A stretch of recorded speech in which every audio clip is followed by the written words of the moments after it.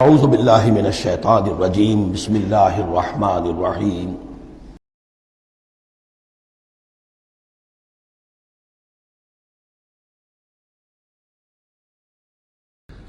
قال یا آدم انبئہم باسمائہم، اللہ نے فرمایا کہ آدم ان کو بتاؤ ان کے نام۔ فلما انباہم باسمائہم، تو جب انہوں نے بتا دیے ان کو فرشتوں کو ان کے نام، قال الم اقل لکم انی اعلم غیب السماوات والارض، تو اللہ نے فرمایا کہ میں نے کہا نہیں تھا کہ میں جانتا ہوں آسمانوں اور زمین کی تمام غائب چیزوں کو جو تمہاری نگاہوں سے بھی اوجھل ہے، غیب میں ہر شے کا جاننے والا ہوں۔ وَأَعْلَمُ مَا تُبْدُونَ وَمَا كُنتُمْ تَكْتُمُونَ، اور میں جانتا ہوں جو کوئی تم ظاہر کر رہے تھے، جو کوئی تم چھپا رہے تھے۔ چھپانے میں محسوس ہوتا ہے کہ ان کی خواہش یہ تھی کہ خلافت ہمیں ملے، ہم خدام ادب ہیں، ہر وقت تسبیح و تحمید اور تقدیس میں مصروف ہیں، جو حکم ملتا ہے بجا لاتے ہیں، تو یہ خلافت کسی اور مخلوق کو کیوں ملے؟ یہاں صرف یہ اور بتا دوں کہ یہ چونکہ ابھی تیسری مخلوق کا ذکر بھی بعد میں آئے گا، تین صاحب تشخص مخلوقات ہیں اللہ کی، صاحب تشخص، صاحب شعور، جن میں میں کا شعور ہے، انا، میں۔ ایک ملائکہ ہے، ان کی تخلیق نور سے ہوئی ہے۔ ایک انسان ہے جن کی تخلیق گارے سے ہوئی ہے۔ ایک جنات ہیں جن کی تخلیق آگ سے ہوئی ہے۔ باقی حیوانات ہیں، ان میں شعور تو ہے، خود شعوری نہیں ہے۔ Self consciousness, there is a world of difference between consciousness and self consciousness. انسان جب دیکھتا ہے تو اس کو یہ بھی معلوم ہے میں دیکھ رہا ہوں۔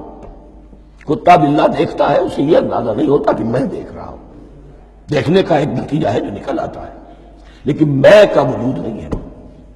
یہ انا، سیلف، ایگو، یہ انسان میں ہے، جنات میں ہے، شعور میں، اور فرشتوں میں ہے۔ ایک نوری مخلوق، ایک ناری مخلوق، ایک زمین کے اس کرسٹ میں یہ جو مٹی اور گارے، مٹی اور پانی کا جو مغلوبہ ہے گارے کی شکل میں، اس سے بنا ہے۔ قال یا آدم انبئہم باسمائہم فلما انباہم باسمائہم قال الم اقل لکم انی اعلم غیب السماوات والارض واعلم ما تبدون وما کنتم تکتمون وَإِذْ قُلْنَا لِلْمَلَائِكَةِ اسْجُدُوا لِآدَمَ فَسَجَدُوا إِلَّا إِبْلِيسَ، اور یاد کرو جب کہ ہم نے کہا فرشتوں سے سجدہ کرو سب کے سب آدم کو، جھک جاؤ آدم کے سامنے، فسجدوا، ان سب نے سجدہ کیا، الا ابلیس، سوائے ابلیس کے۔ پہلی بات تو یہ سمجھیے کہ تمام ملائکہ کے سجدے کی ضرورت کیا تھی؟ کیا یہ صرف تعظیماً تھا؟ اور تعظیماً اگر تھا تو کیا آدم خاکی کی تعظیم تھی یا کسی اور شے کی تعظیم تھی؟ مکی صورتوں میں یہ بات دو جگہ واضح کی گئی ہے۔ فَإِذَا سَوَّيْتُهُ وَنَفَخْتُ فِيهِ مِن رُوحِي فَقَعُوا لَهُ سَاجِدِينَ، جب میں اس آدم کی تخلیق مکمل کر لوں اور اس میں اپنی روح میں سے پھونک دوں، تب گر پڑنا اس کے سامنے سجدے میں۔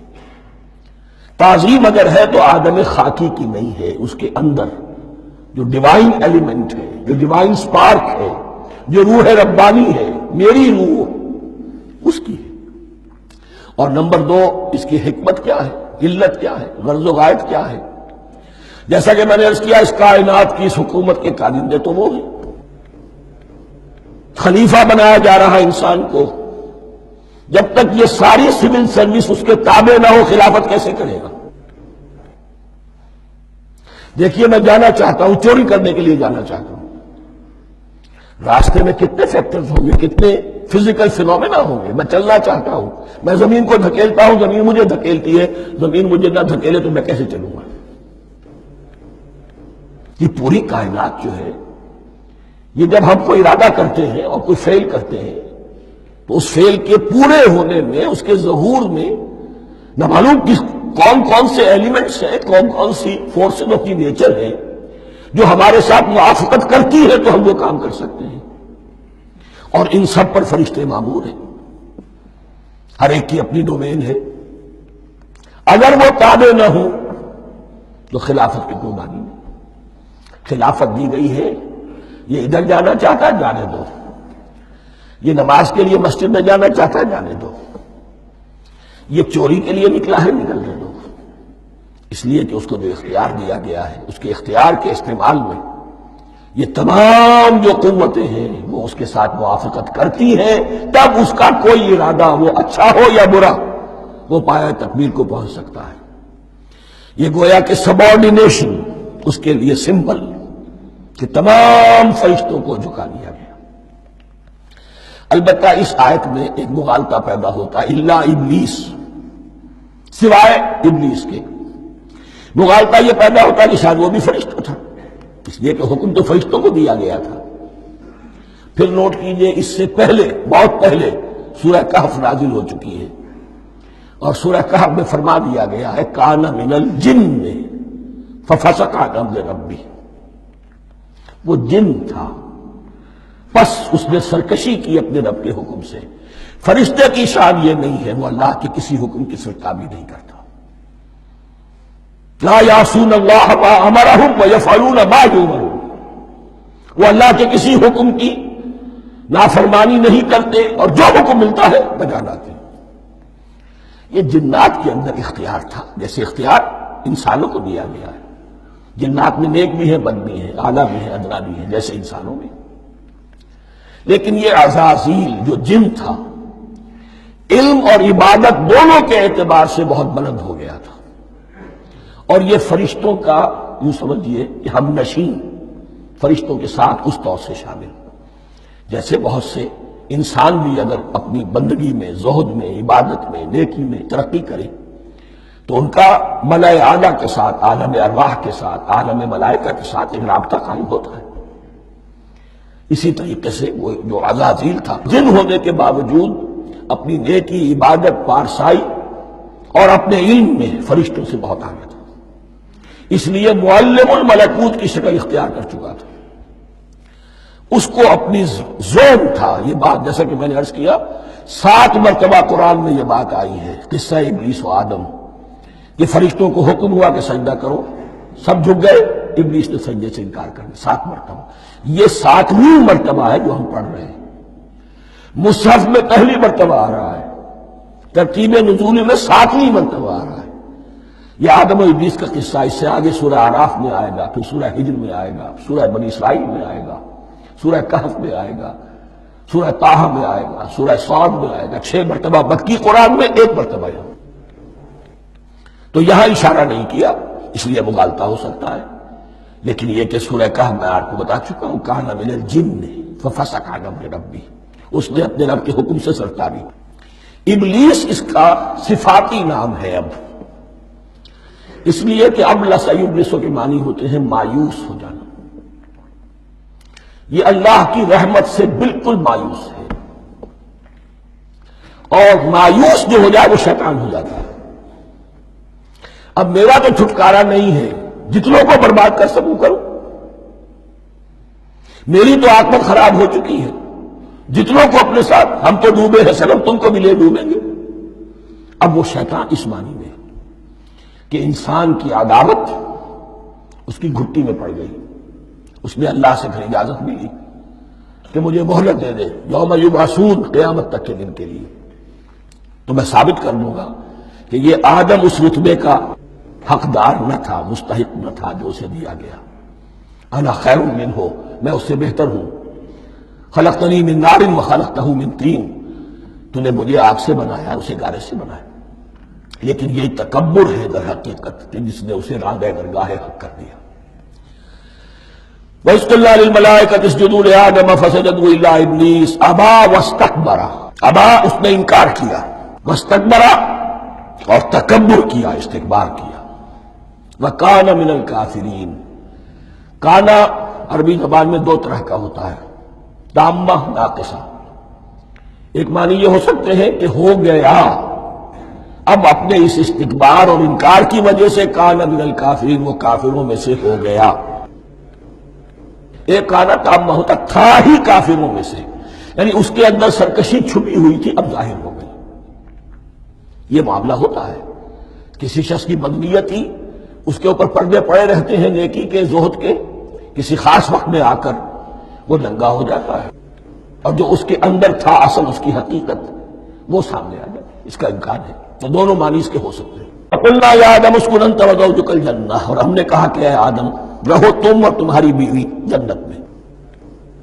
اب یہ جنت کون سی ہے؟ اکثر حضرات کے نام کر کے نزدیک یہ جنت کہیں آسمان ہی میں تھی، آسمان ہی میں حضرت آدم کی تخلیق ہوئی۔ البتہ یہ سب مانتے ہیں کہ ایک وہ جنت الفردوس جو ہے جس میں جانے کے بعد پھر واپس نکلنے کا کوئی امکان نہیں، یہ وہ جنت نہیں ہے جس میں کہ آخرت میں لوگوں کو جا کر داخل ہونا ہے، اس میں داخل ہونے والے کے نکلنے کا کوئی امکان نہیں۔ ایک رائے یہ بھی ہے، میرا رجحان اس رائے کی طرف ہے، تخلیق آدم اسی زمین پر ہوئی ہے، وہ جن مراحل سے گزری ہے تخلیق وہ ایک علیحدہ مسئلہ ہے۔ بایولوجی اور وحی دونوں اس پر متفق ہیں کہ مٹی سے، کرسٹ آف دی ارتھ سے انسان بنا ہے، اس پر اتفاق ہے، قرآن کا بھی اور بایولوجی کا بھی، جدید علم حیوانات کا بھی، علم الحیات کا۔ سٹیجز کیا ہیں اس میں اختلاف ہو سکتا ہے، اس کو چھوڑ دیجئے، وہ اس وقت کا بحث نہیں۔ یہی کسی اونچے مقام پر کوئی سرسبز و شاداب علاقہ تھا جہاں حضرت آدم کو رکھا گیا، جہاں ہر طرح کے میوے تھے، ہر شے، لا تظمأ فیہا ولا تضحیٰ، نہ اس میں بھوک لگے گی نہ دھوپ تمہیں ستائے گی، ہر طرح کی چیز تمہیں فراہم ہے۔ وہاں رکھے گئے ہیں صرف ایک ڈیمانسٹریشن کے لیے کہ انہیں نظر آ جائے کہ شیطان میرا دشمن ہے، وہ مجھے ورغلائے گا، طرح طرح سے میرے اندر وسوسہ اندازی کرے گا، میرے اور میری اولاد کے، صرف ایک ڈیمانسٹریشن۔ اس کی مثال یوں سمجھیے کہ سلیکشن تو ہو گیا، سی ایس پی گریڈ میں کوئی شخص آ گیا ہے، لیکن اب وہ سول سروس اکیڈمی میں رکھا جا رہا ہے۔ تو یہ کوئی اکیڈمی ہو سکتا ہے اسی زمین پر ہو، صرف بتانا یہ تھا کہ تمہیں معلوم ہو جائے کہ یہ شیطان تمہارا دشمن ہے۔ اس لیے کہ اس میں جو ایک لفظ حبوط کا آ رہا ہے، وہ حبوط صرف ایک ہی معنی میں نہیں ہوتا، دوسری معنی میں بھی ہے۔ اللہ عالم، یہ چیزیں پھر متشابہات میں رہیں گی، اس لیے ان کے بارے میں کوئی ایک رائے دوسری رائے، اس کے لیے ذہن سے، عقل سے بات کر کے ایک یا دوسری رائے اختیار کر سکتے ہیں۔ وَقُلْنَا يَا آدَمُ اسْكُنْ أَنْتَ وَزَوْجُكَ الْجَنَّةَ، اور ہم نے کہا کہ رہو اے آدم تم بھی اور تمہاری بیوی بھی باغ میں، اس باغ میں، الجنہ اس باغ میں، گویا کہ اشارہ کیا جا رہا ہے۔ وَكُلَا مِنْهَا رَغَدًا حَيْثُ شِئْتُمْ، اور کھاؤ اس میں سے با فراغت جہاں سے چاہو، ہر طرح کا پھل ہے کھاؤ۔ وَلَا تَقْرَبَا هَٰذِهِ الشَّجَرَةَ، یہاں پہ اس درخت کا نام نہیں دیا گیا، اشارہ اس درخت کے قریب مت جانا۔ فَتَكُونَا مِنَ الظَّالِمِينَ، تو تم ظالموں میں سے ہو جاؤ گے، تم حد سے گزرنے والوں میں سے ہو جاؤ گے۔ اب اس کی بھی حکمت سمجھیے کہ چونکہ ڈیمانسٹریشن کرانی ہے کہ تمہیں کسی چیز سے، ہزار چیزیں مباح ہیں دنیا میں، چند چیزیں پینے کی حرام ہیں، اب تم اگر ان ہزار مباح چیزوں کو چھوڑ کر حرام چیز کو پیتے ہو تو یہ تمہارا اختیار ہوا، جبکہ اللہ تعالیٰ نے مباحات کا دائرہ بہت وسیع رکھا ہے۔ جس سے چاہو چند رشتے ہیں جو بیان کر دیے گئے، یہ حرام ہے، محرمات ہے، ابدیہ ہیں، ان سے تو شادی نہیں ہو سکتی، باقی کسی مسلمان عورت سے دنیا کے کسی کونے میں وہ شادی کر سکتے، کروڑوں کے آپشنز آپ کے لیے خالی کھلے ہیں، لیکن پھر بھی انسان شادی نہ کرے، زنا کرے، یہ گویا کہ اس کی اپنی خباثت نفس ہے۔ ایک نہیں، دو دو، تین تین، چار چار تک شادی کرو، اجازت ہے تمہیں۔ تو اس اعتبار سے مباحات، اب یہ پورا باغ تمہارے لیے مباح ہے، بس ایک درخت ہے اس کے پاس نہ جانا، اور درخت کا نام لینے کی کوئی ضرورت نہیں، تو آزمائش تھی نا، صرف ایک آزمائش اور اس کی ڈیمانسٹریشن۔ فَأَزَلَّهُمَا الشَّيْطَانُ عَنْهَا، تو پھسلا دیا ان دونوں کو شیطان نے اس درخت کے بارے میں۔ اب وہ کس کس طریقے سے پھسلایا، یہ بھی جیسا کہ میں نے عرض کیا 6 مرتبہ چونکہ یہ قصہ آ چکا ہے، اس کی آپ کو سورہ طٰہٰ میں تفصیل ملے گی، کس کس طریقے سے پھسلایا اور اس بات کے لیے تیار کیا۔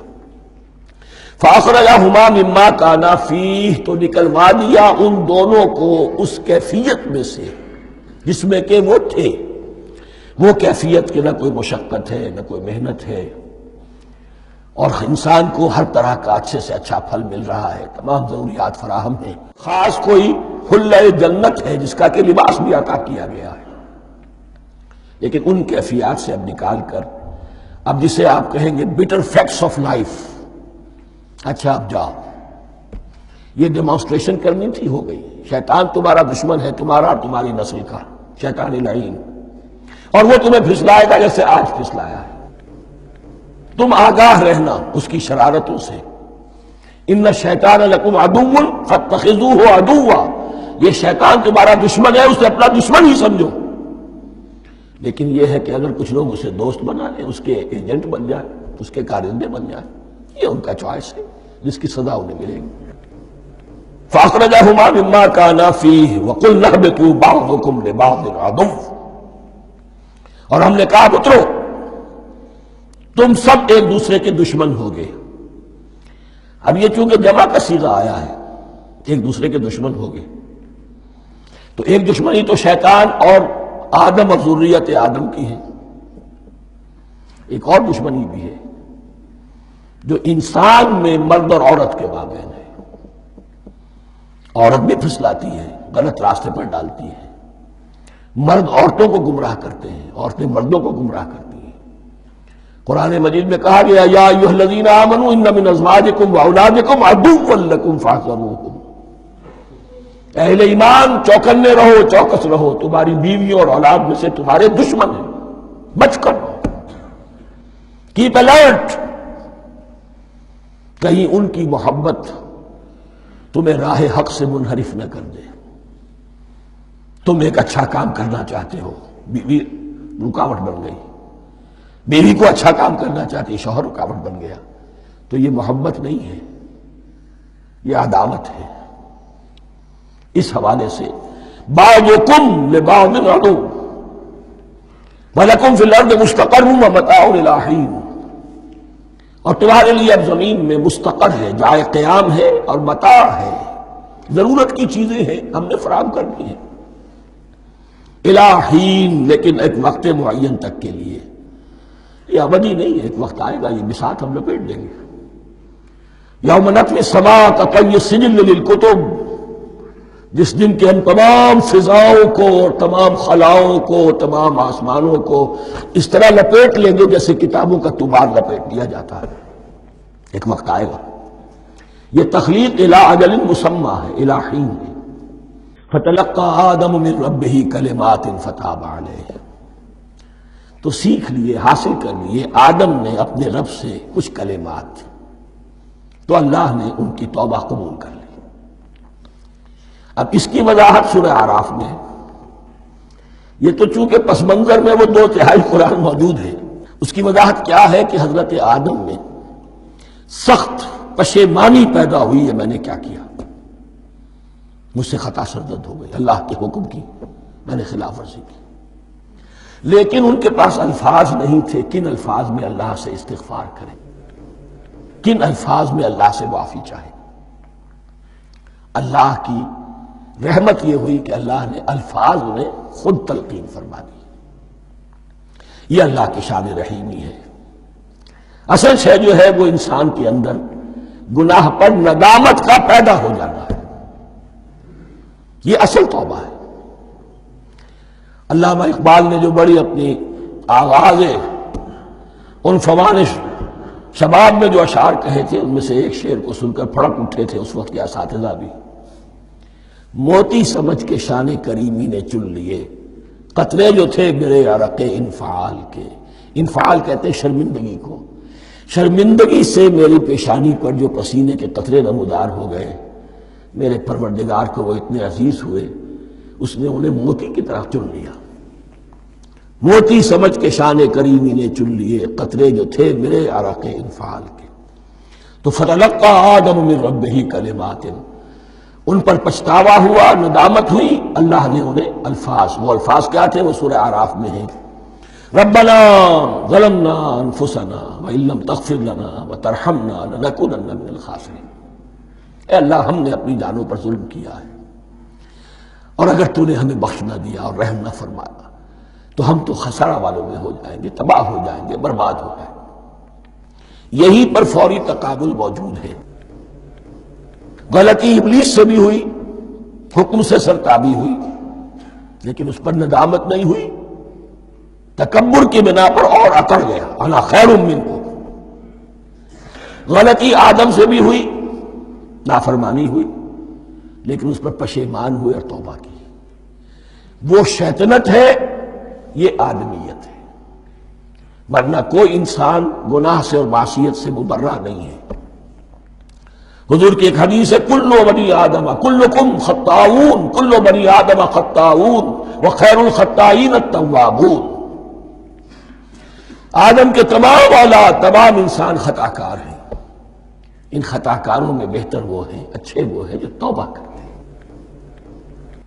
تو یہاں حضرت آدم سے غلطی ہوئی، ان توبہ کی، پشیمانی ہوئی، ندامت ہوئی، اس نے کی اور اس پر جم گیا، اصرار کیا۔ فتلقى آدم من ربه کلمات فتاب علیہ انہ هو التواب الرحیم۔ یقیناً وہی تو ہے بہت توبہ کو قبول فرمانے والا اور بہت رحم فرمانے والا۔ یہ نوٹ کیجئے گا، توبہ کا لفظ دونوں طرف سے آتا ہے، بندہ بھی تواب، وخیر الخطائین التوابون، تواب بندے بھی ہو گئے، تواب اللہ بھی ہے۔ اس کی اصل حقیقت کیا ہے؟ بندے نے خطا کی اور دور ہو گیا اللہ سے، اللہ نے اپنی رحمت کی نگاہ اس سے پھیر لی۔ بندے نے توبہ کی، اللہ پھر اپنی رحمت کے ساتھ اس کی طرف متوجہ ہو گیا۔ توبہ کے معنی پلٹنا۔ بندہ معصیت سے توبہ کر کے اپنی اصلاح کی طرف، بندگی کی طرف، اطاعت کی طرف پلٹ آیا۔ اللہ نے جو اپنی نظر رحمت پھیر لی تھی، اللہ نے پھر وہی اپنی شان غفاری اور رحیمی کے ساتھ بندے کی طرف توجہ فرما لی، جس کے لیے حدیث میں الفاظ آتے ہیں، تم اگر میری طرف بالشت بھراؤ گے میں ہاتھ بھراؤں گا، تم اگر چل کر آؤ گے میں دوڑ کر آؤں گا، ہم تو مائل بکرم ہے کوئی سائل ہی نہیں، راہ دکھلائے کسے رہنم منزل ہی نہیں۔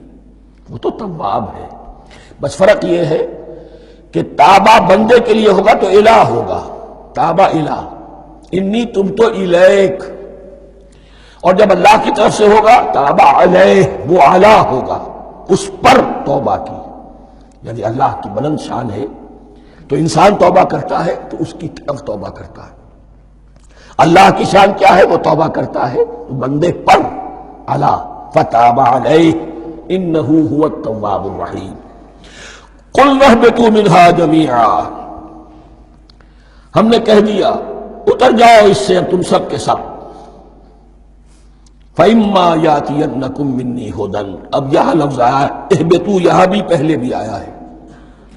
جو حضرات یہ سمجھتے ہیں کہ تخلیق آدم آسمانوں پر ہوئی ہے اور جنت بھی وہ آسمان میں ہے جہاں رکھے گئے تھے، آزمائشی یا ٹریننگ یا ڈیمانسٹریشن والی جنت، وہ یہاں حبوط کا ترجمہ کریں گے کہ آسمان سے زمین پر اترنے کا حکم دیا گیا۔ جو لوگ سمجھتے ہیں یہی کسی بلند مقام پر تھے، وہ کہتے ہیں کہ نیچے اترو، کسی بڑی اونچی سطح مرتفع پر اگر کوئی جگہ تھی تو اب نیچے اترو اور جاؤ، اب تمہیں زمین میں ہل چلانا پڑے گا، اب روٹی حاصل کرنے کے لیے یہ جو نعمتوں کے دسترخوان یہاں بچھے ہوئے تھے یہ اب تمہارے لیے نہیں۔ اس کے لیے اس معنی میں اس لفظ کا استعمال جو ہے وہ آ جائے گا آگے چل کر اسی سورہ بقرہ کے اندر، کہ اس معنی میں بھی سورہ بقرہ کے 7ویں رکوع میں یہ لفظ استعمال ہوا ہے، تو امکان اس کا بھی ہے۔ بس اس سے آگے ادھر یا ادھر کی زیادہ بحث کرنے کا یہ موقع دورہ ترجمہ قرآن میں نہیں ہے۔ قُلْ اهْبِطُوا مِنْهَا جَمِيعًا فَإِمَّا يَأْتِيَنَّكُم مِّنِّي هُدًى فَمَن تَبِعَ هُدَايَ فَلَا خَوْفٌ عَلَيْهِمْ وَلَا هُمْ يَحْزَنُونَ، تو جب بھی آئے گی تمہارے پاس میری جانب سے کوئی ہدایت، تو جو کوئی میری ہدایت کی پیروی کرے گا اس کے لیے نہ خوف ہوگا اور نہ وہ حزن سے دوچار ہوگے۔ یہ ہے علم انسانی کا دوسرا گوشہ، ریویلڈ نالج۔ اس چوتھے رکوع کی جو حسن ہے اسے دیکھیے، شروع میں ایکوائرڈ نالج کا ذکر ہے جو پوٹینشلی حضرت آدم کی ذات میں رکھ دیا گیا، اور جو انسان نے پھر اپنی محنت سے ان السمع والبصر والفؤاد اس کے ذریعے سے آگے بڑھایا۔ یہ علم ہے چل رہا ہے، آج مغربی اقوام ہم سے بہت آگے ہیں، کبھی ایک زمانے میں مسلمان آگے نکل گئے تھے، لیکن ظاہر بات ہے کہ اس دنیا میں عروج تو انہی کو ہوگا جو ان چیزوں میں سب سے زیادہ جس کی آگہی حاصل ہوگی۔ البتہ ایک علم وہ ہے جو آسمان سے نازل ہوتا ہے، یہ گیون ہے، ریویلڈ نالج ہے، یہ وحی ہے۔ فَإِمَّا يَأْتِيَنَّكُم مِّنِّي هُدًى، تمہارے مقام خلافت کا تقاضا یہ ہے جو احکام ہمارے آئے، جو ہدایات ہم بھیجیں، ان کو تو پوری طریقے سے اس کی پیروی کرو۔ فَمَن تَبِعَ ہدایہ، تو جو کوئی بھی میری ہدایت کی پیروی کرے گا، فَلَا خَوْفٌ عَلَيْهِمْ وَلَا هُمْ يَحْزَنُونَ وَالَّذِينَ كَفَرُوا، اور جو ناشکری کریں گے، کفر کریں گے، انکار کریں گے، وَكَذَّبُوا بِآيَاتِنَا، اور ہماری آیات کو جھٹلائیں گے، فَأُولَٰئِكَ أَصْحَابُ النَّارِ هُمْ فِيهَا خَالِدُونَ، تو وہ جہنمی ہوں گے، آگ والے ہوں گے، اس میں ہمیشہ ہمیشہ رہیں گے۔ یہ ہے گویا کہ چارٹر، اس نوع انسانی کو جو ابدی چارٹر اللہ نے دیا ہے، جبکہ زمین کا چارج دے دیا گیا خلیفہ کی حیثیت سے۔ یہاں یہ 4 رکوع جو ہے سورہ بقرہ کے جو میں نے عرض کیا تھا، قرآن کی دعوت، قرآن کا بنیادی فلسفہ، اس پر یہ جام ہے، اور یہ مکی صورتوں کے مضامین کا خلاصہ۔ اب یہاں سے شروع ہو رہا ہے 5ویں رکوع سے مسلسل 10 رکوع، مسلسل خطاب ہے بنی اسرائیل سے۔ البتہ ان میں ایک تقسیم ہے، پہلے رکوع میں دعوت ہے۔ دعوت جب ہوتی ہے تو آمادہ کرنا، تشویق، ترغیب، دل جوئی، نرمی، یہ دعوت کے اجزائے لا ینفک ہیں، اس کے بغیر دعوت مؤثر نہیں ہوتی۔ لہذا ان 7 آیات میں یہ یوں سمجھیے کہ ان 10 رکوعوں کے لیے یہ بمنزلہ فاتحہ ہے، جیسے سورہ فاتحہ 7 آیتوں کی، ایسے ہی اس دعوت سابقہ امت مسلمہ کو دعوت دی جا رہی ہے، تو کس طرح دی جا رہی ہے؟ یہ کون تھے؟ یہ بھی مسلمان ہی تو تھے نا، کافر تو ہو گئے حضور کا انکار کر کے، ورنہ وہ موسیٰ کے ماننے والے، شریعت ان کے پاس، بڑے بڑے علماء ان میں، علم کا چرچا ان میں، سب کچھ تھا، ان کو دعوت دی جا رہی ہے۔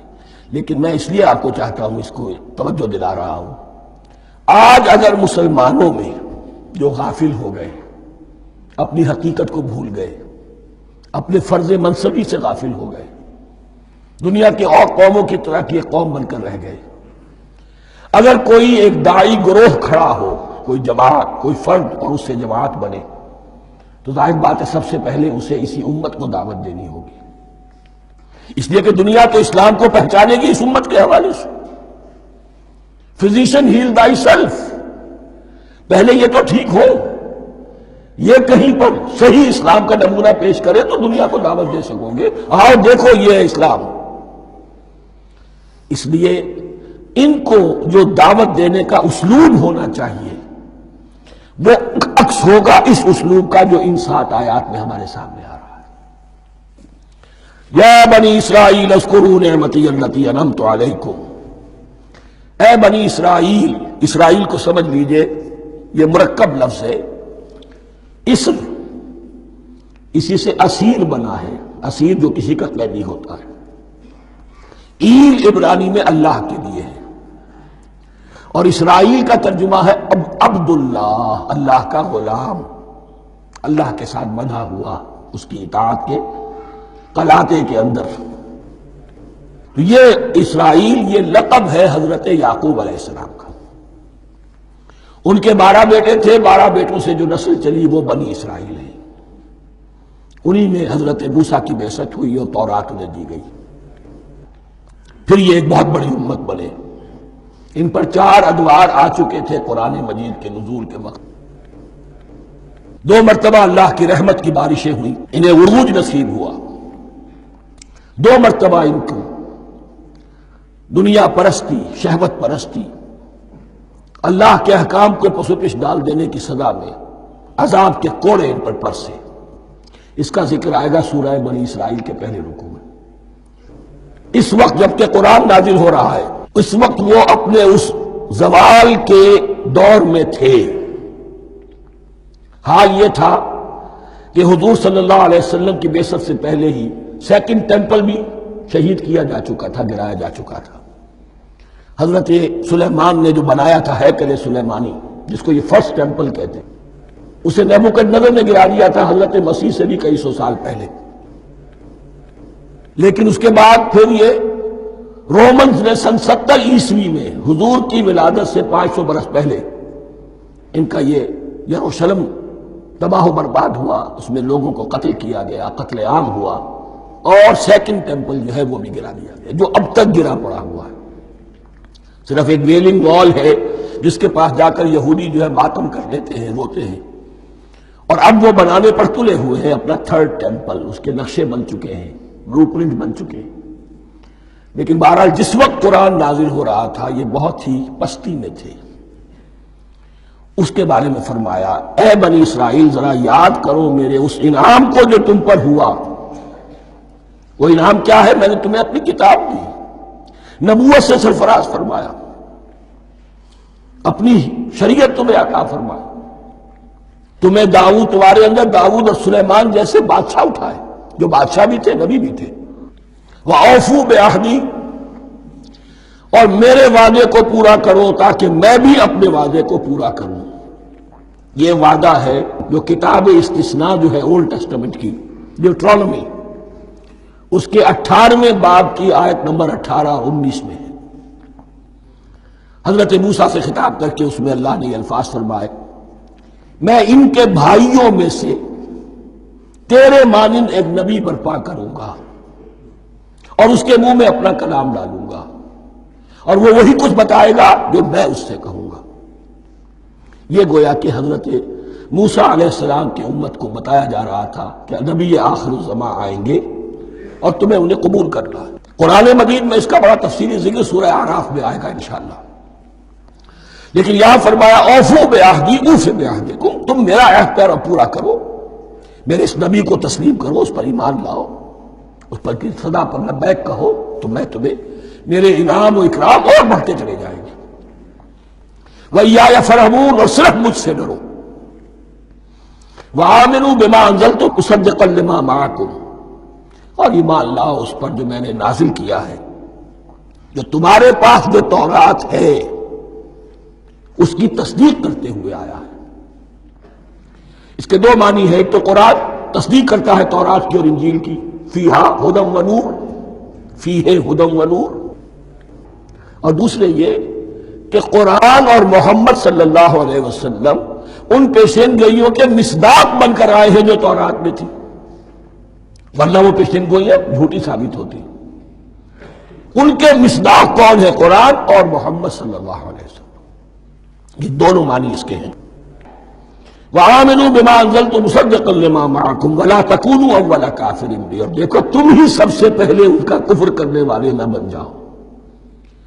تمہیں تو سب کچھ معلوم تھا، تم تو منتظر تھے، تم تو آخری نبی کے انتظار میں تھے اور ان کے حوالے سے دعائیں کیا کرتے تھے کہ اللہ اس نبی آخری زمان کے واسطے سے ہماری مدد فرما اور کافروں کے مقابلے میں ہمیں فتح عطا فرما۔ یہ آئے گا آگے چل کر اسی سورۃ بقرہ کے اندر۔ لیکن اب تم ہی سب سے بڑھ کر کافر ہو گئے، تم ہی سب سے بڑھ کر دشمن ہو گئے۔ وَلَا تَكُونُوا أَوَّلَ كَافِرٍ بِهِ وَلَا تَشْتَرُوا بِآيَاتِي ثَمَنًا قَلِيلًا، اور دیکھو میری ان آیات کے عوض حقیر سی قیمت قبول نہ کرو۔ یہ آیات الہیہ ہیں، ان کو رد کر رہے ہو کس لیے؟ ہماری مسندیں، ہماری حیثیت، ہماری چودراہٹیں، کہیں ان پر کوئی آنچ نہ آ جائے۔ حقیر سی چیزیں، یہ صرف اس دنیا کا سامان، اس کے سوا کچھ نہیں۔ وَلَا تَشْتَرُوا بِآيَاتِي ثَمَنًا قَلِيلًا وَإِيَّايَ فَاتَّقُونِ، اور صرف مجھ سے تقوی اختیار کرو، میرا تقوی اختیار کرو۔ وَلَا تَلْبِسُوا الْحَقَّ بِالْبَاطِلِ وَتَكْتُمُوا الْحَقَّ وَأَنْتُمْ تَعْلَمُونَ، اور نہ گڈمڈ کرو حق کے ساتھ باطل کو، اور مت چھپاؤ حق کو، ذرا حالے کہ تم جانتے ہو۔ یہ بات اچھی طرح نوٹ کر لیجیے، جانتے بوجھتے کرنا، ایک ہے مغالطے میں کرنا، وہ ضلالت ہے، گمراہی ہے۔ ایک جان بوجھ کر کرنا، حق کو پہچان کر اسے رد کرنا، یہ پھر اللہ تعالیٰ کے غضب کو دعوت دینا ہے، wrath of اللہ، اس کے غضب کو دعوت دینا ہے کہ حق کو پہچان کر اس کی نفی کی جائے۔ وَأَنْتُمْ تَعْلَمُونَ، علماء یہود قرآن مجید میں آگے چل کر آئے گا ایسے پہچانتے تھے محمد کو اور قرآن کو جیسے اپنے بیٹوں کو، یعرفونہ کما یعرفون ابناہم، ایسے پہچانتے جیسے اپنے بیٹوں۔ وَأَقِیمُوا الصَّلَاةَ وَآتُوا الزَّکَاةَ، دیکھو نماز قائم کرو، زکوٰۃ ادا کرو، وَارْکَعُوا مَعَ الرَّاکِعِینَ، اور جھکنے والوں کے ساتھ جھکو۔ یہ اول تو رکوع کو انہوں نے اپنے ہاں سے خارج کر دیا تھا، ثانیاً باجماعت نماز ان کے ہاں ختم ہو گئی تھی۔ وَارْکَعُوا مَعَ الرَّاکِعِینَ، جماعت باجماعت نماز کی طرف اشارہ ہے۔ أَتَأْمُرُونَ النَّاسَ بِالْبِرِّ وَتَنْسَوْنَ أَنفُسَكُمْ، کیا تم لوگوں کو نیکی کا حکم دیتے ہو، تقوی کی، پارسائی کی تعلیم دیتے ہو؟ میں کہہ رہا ہوں نا کہ اصل میں مخاطب کون ہے؟ علماء یہود۔ اس آیت سے ثابت ہو گیا عالم ہمارا بھی جب بھی کھڑا ہوگا اونچے سے اونچا آواز کہے گا، اعلیٰ سے اعلیٰ بات کہے گا۔ اکثر و بیشتر کا حال یہ ہے کہ ان کا اپنا کردار دیکھیے تو کوئی مناسبت ہی نہیں اس سے کہ جو وہ بات کہہ رہا ہے، جو لوگوں کو دعوت دے رہا ہے اس پر خود عمل نہیں۔ تو یہی در حقیقت علماء یہود کا کردار بن چکا تھا۔ أَتَأْمُرُونَ النَّاسَ بِالْبِرِّ وَتَنْسَوْنَ أَنفُسَكُمْ، کیا تم لوگوں کو نیکی کا حکم دیتے ہو اور خود اپنے آپ کو بھول جاتے ہو؟ وَأَنْتُمْ تَتْلُونَ الْكِتَابَ، اور یہ سب کچھ تم کر رہے ہو اس حال میں کہ کتاب پڑھتے بھی ہو، تورات پڑھتے ہو، صاحب تورات ہو۔ ہمارے بھی بہت سے علماء کا، علماء سو جنہیں ہم کہتے ہیں، حال یہ ہو چکا ہے، خود بدلتے نہیں قرآن کو بدل دیتے ہیں، ہوئے کس درجہ فقیہان حرم بے توفیق۔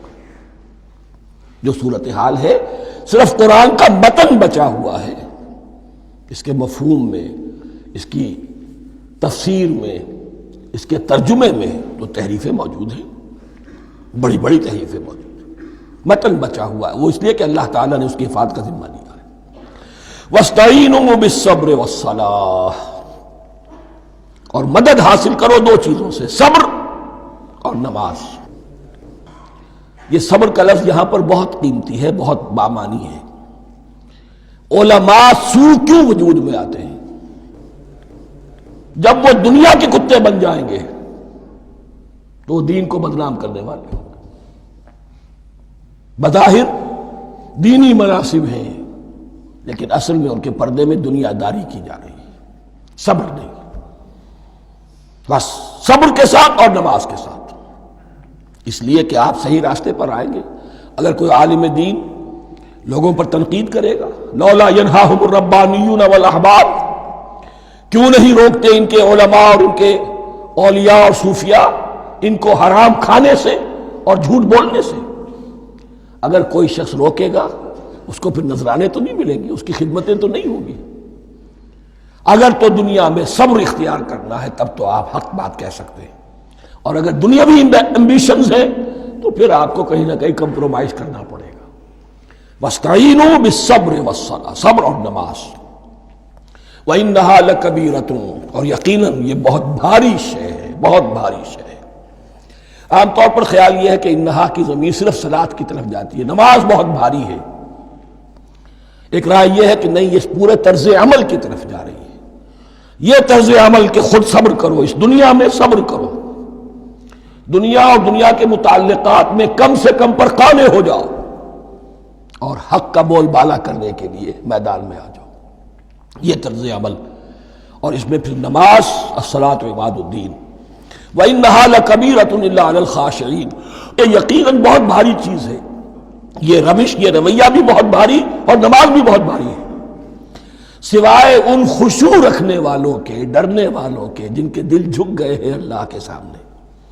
الذین یظنون انہم ملاقو ربہم، جنہیں یہ یقین ہے کہ انہیں اپنے رب سے ملاقات کرنی ہے، جیسا کہ میں نے شروع میں توجہ دلائی تھی، وبالآخرۃ ہم یوقنون، یہ ایمان بالآخرت ہے جو انسان کو سیدھا رکھتا ہے عمل کے میدان میں۔ الذین یظنون انہم ملاقو ربہم وانہم الیہ راجعون، اور جنہیں یہ یقین ہے کہ بالآخر اسی کی طرف ہمیں لوٹنا ہے۔ سورہ بقرہ کے 5ویں رکوع سے اور 14ویں رکوع تک تو مسلسل، بلکہ 15ویں رکوع کی بھی پہلی 2 آیات شامل کرنی ہوں گی۔ یہ 10 رکوعوں سے 2 آیات زائد ہیں کہ جن میں خطاب کل کا کل بنی اسرائیل سے ہے۔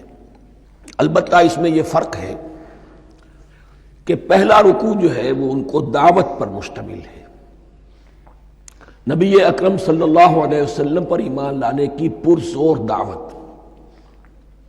بقیہ یہ 9 رکوع جو ہے یہ ان پر فرد قرارداد جرم ہے جو عائد کی جا رہی ہے۔ ہم نے تمہارے ساتھ یہ احسان و اکرام کیا، تم پر یہ فضل کیا، یہ کرم کیا، تمہیں یہ حیثیت دی، تمہیں یہ مقام دیا، تم نے اس طور سے اپنے اس مشن کی خلاف ورزی کی، اپنے مقام اور مرتبے کو چھوڑ کر اور دنیا پرستی اختیار کی۔ یہ جو 9 رکوع ہیں ان میں بنی اسرائیل کی تاریخ کا تو یوں سمجھیے کہ ایک بہت بڑا حصہ اور نمایاں اس کے فیچرز آئیں گے، لیکن یہ سمجھ لیجئے کہ اصل میں یہ امت مسلمہ کو بھی ایک پیشگی تنبیہ ہے کہ کوئی مسلمان امت جب بگڑتی ہے تو یہ چیزیں اس میں آ جاتی ہیں۔ چنانچہ احادیث موجود ہیں حضور کی، لَيَأْتِيَنَّ عَلَىٰ أُمَّتِي مَا أَتَىٰ عَلَىٰ بَنِي إِسْرَائِيلَ حَزْوَ النَّعْلِ بِالنَّعْلِ، میری امت پر بھی وہ سب حالات وارد ہوں گے جو بنی اسرائیل پر آئے، بالکل ایسے جیسے ایک جوتی دوسری جوتی سے مشابہ ہوتی ہے۔ ایک اور حدیث میں فرمایا لَتَتَّبِعُنَّ سُنَنَ مَنْ قَبْلِكُمْ، تم لازماً اپنے سے پہلوں کی پیروی کرو گے۔ اور اس میں اس حد تک بھی آپ نے وضاحت کر دی کہ اگر وہ سابق امت مسلمہ، سابق امت، اگر وہ گوہ کے بل میں گھسی تھی تم بھی گھسو گے، اور اگر ان میں کوئی بدبخت ایسا اٹھا جس نے اپنی ماں سے زنا کیا تو تم میں سے بھی کوئی شقی ایسا ضرور اٹھے گا جو یہ حرکت کرے گا۔ اس اعتبار سے ان رکوعوں کو پڑھتے ہوئے یہ نہ سمجھیے یہ اگلوں کی داستان ہے، پچھلوں کی کہانیاں ہیں، نہیں۔ خوش طرح باشد کے سر دل براں، گفت آیت در حدیث دیگراں، یہ ہمارے لیے ایک آئینہ ہے اور ہمیں ہر مرحلے پر سوچنا ہوگا، دروبینی کرنی ہوگی، انٹروسپیکشن، کہ کہیں اسی گمراہی میں ہم مبتلا تو نہیں، دیکھتے جائیے گا۔ دوسرا نقطہ پہلے سے یہ سمجھ لیجئے، یہ جو 2 آیتیں میں نے چھٹے رکوع کی تلاوت کی ہیں، بعین ہی یہی 2 آیتیں 15ویں رکوع میں آئیں گی، اور اس کو یوں سمجھیے کہ یہ 2 بریکٹس ہیں، 9 رکوعوں کا مضمون ان 2 بریکٹس کے درمیان ہے۔ یہ 2 آیتیں یہاں سے بریکٹ شروع ہو رہی ہیں، وہ 2 آیتیں ان پر بریکٹ ختم ہو رہی ہیں، بعین ہی وہی آیات، ایک آیت میں تو شوشے کا بھی فرق نہیں، دوسری آیت میں صرف ترتیب بدلی ہے، مضمون وہی ہے۔ اس کے مابین جو کچھ ہے، اس سے باہر یہ جو 5واں رکوع تھا اس کے مضامین گویا کہ ضرب کھا رہے ہیں بریکٹ کے اندر کے سارے مضامین سے۔ یہ حساب کا بہت ہی عام فہم سا قاعدہ ہے، بریکٹ کے باہر کوئی رقم لکھی ہوئی ہے جس کے بعد کوئی زبر، کوئی جمع یا تفریق اگر نہیں ہے تو وہ ضرب کھائے گی، بریکٹ کے اندر جتنی بھی ویلیوز ہیں ان کے ساتھ ضرب کھائے گی۔ تو گویا کہ ہر قدم پر حضور پر دعوت، ایمان لانے کی دعوت اس پورے معاملے میں موجود ہے، اس لیے کہ اس میں بعض آیتیں ایسی آ گئی ہیں، ایک زیادہ نمایاں ایک کم نمایاں، جن سے کچھ لوگوں کو بغالتا ہوا یا کچھ لوگوں نے فتنہ پیدا کیا جان بوجھ کر۔ یہ فتنہ ایک بار پیدا ہوا تھا اکبر کے زمانے میں، دین الہی کی شکل میں، کہ صرف خدا کو مان لینا، آخرت کو مان لینا اور نیک اعمال کرنا نجات کے لیے کافی ہے، کسی رسول پر ایمان لانا ضروری نہیں ہے۔ یہ صوفیہ میں بھی یہ فتنہ بہت بڑے پیمانے پر آیا۔ مسجد مندر ہکڑو نور، مسجد میں اور مندر میں ایک ہی نور ہے، سب مذاہب ایک ہی ہے، سارا فرق جو ہے شریعتوں کا ہے، عبادت کے ظاہری شکل کا ہے، وہ ہے رسولوں سے متعلق۔ رسولوں کو بیچ میں سے نکال دیجئے تو یہ دین الہی رہ جائے گا، اللہ کا دین۔ اتنا بڑا فتنہ تھا کہ جب ہندوستان میں سیاسی اعتبار سے، حکومت کے اعتبار سے مسلمانوں کا اقتدار چوٹی پر تھا، کلائمیکس پر، اکبر اعظم، اس وقت یہ دین الہی کا فتنہ اٹھا کہ دین محمدی کا اب دور ختم ہو گیا، وہ 1000 سال کے لیے تھا، 1000 سال پورے ہو گئے، اب الف ثانی ہے، دوسرا 1000 سال ہے، اس کے لیے نیا دین ہے، اسے دین اکبری بھی کہا گیا اور دین الہی بھی کہا گیا۔ اور اس میں ایک آیت آئے گی جس سے استدلال کیا ہے کچھ لوگوں نے، اس صدی میں پھر یہ فتنہ اٹھا تھا گاندھی کے فلسفے کے ذریعے سے، اور ایک بہت بڑا نابغہ انسان مسلمانوں میں سے، بہت بڑا نابغہ جینیس ابوالکلام آزاد، وہ بھی اس فتنے کا شکار ہو گیا۔ متحدہ قومیت، چنانچہ گاندھی اپنی پرارتھنا میں کچھ قرآن کی تلاوت بھی کراتا تھا، کچھ گیتا بھی پڑھواتا تھا، کچھ اپنشدوں سے، کچھ بائبل سے، کچھ گرو گرنتھ سے۔ معلوم ہو یہ سب ٹھیک ہے، سب ایک ہے، سب لوگوں کو ایک ہونا چاہیے، ایک قوم ہونا چاہیے۔ مذہب تو انفرادی معاملہ ہے، کوئی مسجد میں چلا جائے، کوئی مندر میں چلا جائے، گردوارے میں چلا جائے، کوئی چرچ میں چلا جائے، کوئی سینیگاگ میں چلا جائے، کیا فرق واقع ہوتا ہے؟ اس کا توڑ یہی ہے کہ سمجھ لیجئے یہ جو 7 آیتیں ہیں 5ویں رکوع کی، یہ ہے بریکٹ کے باہر، اور یہ ضرب کھا رہی ہے مسلسل۔ اس بریکٹوں کے درمیان جتنی بھی مضمون آ رہا ہے وہ سب ان کے تابع ہوگا۔ گویا کہ جہاں تک حضور پر ایمان لانے کا معاملہ ہے وہ انڈرسٹوڈ سمجھا جائے گا، مقدر سمجھا جائے گا ہر مرحلے پر ان 2 بریکٹوں کے مابین۔ اب چلیے بسم اللہ۔ یا بنی اسرائیل اذکروا نعمتی التی انعمت علیکم وانی فضلتکم علی العالمین۔ اے اسرائیل کی اولاد، یاد کرو میرے اس انعام کو جو تم پر ہوا، اس کی وضاحت میں کر چکا ہوں، لیکن یہاں جو الفاظ آ رہے ہیں بہت زوردار۔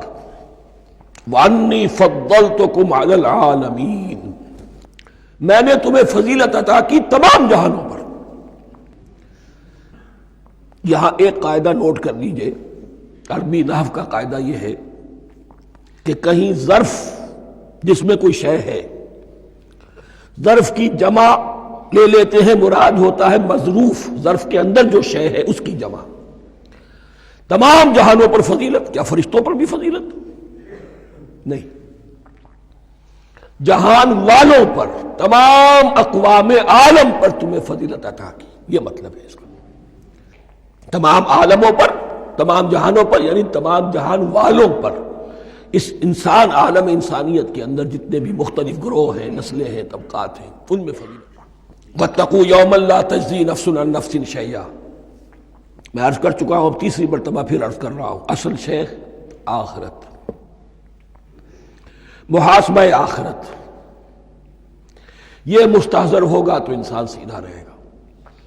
اس میں کمزوری آ جائے، ضعف آ جائے تو باقی ایمان باللہ، ایمان بالرسالت، یہ نہ معلوم کیا کیا شکلیں اختیار کر لیں۔ دیکھیے اس آیت کے اندر 4 اعتبارات سے محاسبہ آخرت کا زور ہے۔ واتقوا یوما، ڈرو اس دن سے، لا تجزی نفس عن نفس شیئا، جس دن کوئی جان کسی دوسرے کے کام نہ آ سکے گی۔ ولا يقبل منها شفاعہ، اور نہ کسی سے کوئی سفارش یا شفاعت قبول کی جائے گی، کیٹیگوریکل ڈینائل۔ ولا يؤخذ منها عدل، نہ کسی سے فدیہ قبول کیا جائے گا۔ ولا هم ينصرون، اور نہ انہیں کوئی مدد مل سکے گی۔ ہم نے طرح طرح کے عقیدے، شفاعت باطلہ کا تصور، اہل عرب سمجھتے تھے ہمیں یہ فرشتے جو ہے خدا کی بیٹیاں ہیں، یہ لات اور منات اور عزا ہم نے ان کے بت بنا رکھے ہیں، پوچھتے ہیں یہ اپنے ابا جان سے اللہ کی بیٹیاں ہیں نا، لاڈلی بیٹیاں، چھڑا لیں گے ہم۔ ہمارے ہاں بھی تصور ہے اولیاء اللہ چھڑا لیں گے۔ یا شفاعت باطلہ، خود حضور کی شفاعت کے بارے میں جو غلط تصورات ہیں، ایک شفاعت حقہ ہے، اس کی وضاحت کا یہ موقع نہیں ہے۔ وہ آیت الکرسی پہ جب ہم پہنچیں گے انشاءاللہ تعالیٰ اسی سورہ مبارکہ میں تو اس کی وضاحت بھی ہوگی۔ یہ سارے جو ہم نے جو گھڑ رکھے ہیں خیالات، ان کی نفی اس آیت کے حوالے سے کی۔ واتقوا یوما لا تجزی نفس عن نفس شیئا، کوئی انسان دوسرے انسان کے کام نہیں آ سکتا۔ ولا يقبل منها شفاعت، کسی جان کی طرف سے کوئی سفارش قبول نہیں ہوگی۔ ولا يؤخذ منها عدل، نہ کوئی فدیہ قبول کیا جائے گا۔ ولا هم ينصرون، نہ انہیں کوئی مدد مل سکے گی۔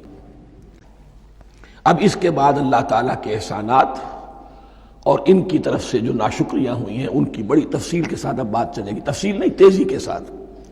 یہ واقعات کئی 100 برس کے ہیں، لیکن ایک تو یہ کہ ان کی تفاصیل مکی صورتوں میں آ گئی ہیں، سب سے زیادہ سورہ اعراف میں ملیں گی، اور بھی کئی صورتوں میں آپ کو مل جائے گی۔ یہاں پر تو پے بپے جیسے کہ ایک قرارداد جرم کسی پر کی جاتی ہے تو اس میں سب گنوائے جاتے، تم نے یہ کیا یہ کیا یہ کیا۔ وَإِذْ نَجَّيْنَاكُم مِّنْ آلِ فِرْعَوْنَ، اور ذرا یاد کرو جب کہ ہم نے تمہیں نجات دی تھی فرعون کی قوم سے۔ یسومونکم سوء العذاب، وہ تمہیں بدترین عذاب میں مبتلا کیے ہوئے تھے۔ یذبحون ابناءکم ویستحیون نساءکم، تمہارے بیٹوں کو ذبح کر ڈالتے تھے اور تمہاری عورتوں کو زندہ رکھتے تھے۔ عورتیں تو پھر ان کے کام آتی تھی، گھر میں کام کاج کے لونیاں بنتی تھی، گھروں میں ڈال لیتے تھے، لیکن لڑکوں کو، اور یہ دو موقع پر ہوا ہے بنی اسرائیل کے ساتھ، یہ بعد میں انشاءاللہ اس کی تفصیل آئے گی۔ وفی ذالکم بلاء من ربکم عظیم، اور یقیناً اس میں تمہارے رب کی طرف سے تمہارے لیے بڑی آزمائش تھی۔ وَإِذْ فَرَقْنَا بِكُمُ الْبَحْرَ، اور یاد کرو جب کہ ہم نے تمہارے لیے سمندر کو پھاڑ دیا یا دریا کو پھاڑ دیا۔ یہ ایک مختلف فی بات ہے کہ کس جگہ سے کراس کیا تھا بنی اسرائیل نے ایجپٹ سے سینائی پیننسولا آنے کے لیے، جزیرہ نما سینا میں۔ ایک رائے یہ کہ دریائے نیل کو کراس کر کے گئے ہیں، لیکن یہ بات غلط ہے، دریائے نیل تو مصر کے اندر ہے، وہ کبھی بھی مصر کی حد نہیں بنا۔ کسی کی رائے یہ ہے کہ جو خلیج سویز ہے، بحر قلزم جو ہے ریڈ سی، وہ اوپر جا کر دو کھاڑیوں میں تبدیل ہو جاتا ہے، خلیج عقبہ مشرق کی طرف اور خلیج سویز مغرب کی طرف، اور ان کے درمیان میں یہ سینائی پیننسولا جو ہے یہ تکون ہے، جیسے ہندوستان بھارت تکون ہے ایسے یہ پیننسولا ہے، انڈین پیننسولا، سینائی پیننسولا۔ اور یہ سویز کینال تو بعد میں بنی ہے، خلیج سویز اور میڈیٹرینین بحیرہ روم کے درمیان یہ کچھ چھوٹی چھوٹی، اگرچہ چھوٹی تھی سمندر کے لحاظ سے، بہت بڑی بڑی جھیلیں تھیں، اور ان جھیلوں ہی کو پھر جوڑ جوڑ کر درمیان میں جو خشکی تھی اس کو کاٹ کر سویز کینال بنائی گئی ہے۔ تو اب تو یہ مسلسل ایک رابطہ ہے، لیکن معلوم ہوتا ہے کہ یا تو خلیج سویز کو کراس کیا ہے حضرت موسیٰ علیہ السلام نے، اور یہی میری رائے زیادہ یہی ہے، اس لیے کہ کوہ طور جو ہے وہ اس پیننسولا کی ٹپ پر ہے، نیچے ہے یہاں، جہاں پر بھی ان کا قیام رہا، اور جہاں پھر حضرت موسیٰ کو 40 دن کے لیے کوہ طور پر بلا کر اور پھر انہیں تورات دی گئی ہے۔ تو معلوم ہوتا ہے کہ جو خلیج سویز ہے اسے کراس کیا ہے۔ کراس کس طرح کیا ہے کہ حضرت موسیٰ کے عصا کی ایک ضرب سے سمندر پھٹ گیا، فَكَانَ كُلُّ فِرْقٍ كَالطَّوْدِ الْعَظِيمِ، دونوں طرف چٹانوں کے مانند پہاڑ کی طرح جو ہے وہ سمندر کھڑا ہو گیا، اس کے راستے سے یہ نکل گئے۔ اور پھر جب فرعون اور اپنا لشکر لے کر جب آیا ہے، اس نے سوچا ہم بھی نکل جائیں، وہ غرق ہو گئے، اس لیے کہ دونوں طرف کا پانی آپس میں مل گیا۔ یہ تھی کیفیت، اور معجزانہ کیفیت تھی، یہ کوئی فطرت کے یا نیچر کے اصول کے مطابق بات نہیں تھی، اور میں عرض کر چکا ہوں، آپ کو بتا چکا ہوں معجزہ کسے کہتے ہیں۔ وَإِذْ فَرَقْنَا بِكُمُ الْبَحْرَ فَأَنْجَيْنَاكُمْ، جب ہم نے تمہارے لیے یا تمہارے ساتھ سمندر کو پھاڑ دیا، تمہارے لیے، تمہارے گزرگاہ بنانے کے لیے، تو تمہیں تو نجات دے دی۔ وَأَغْرَقْنَا آلَ فِرْعَوْنَ وَأَنْتُمْ تَنظُرُونَ، اور تمہاری نگاہوں کے سامنے فرعون کے لاؤ لشکر کو غرق کیا، تم دیکھ رہے تھے، یہ گزر چکے تھے، اس ساحل پر کھڑے ہیں، ادھر سے یہ داخل ہوئے ہیں، اور پانی دونوں طرف سے آ کر مل گیا اور یہ غرق ہو گئے۔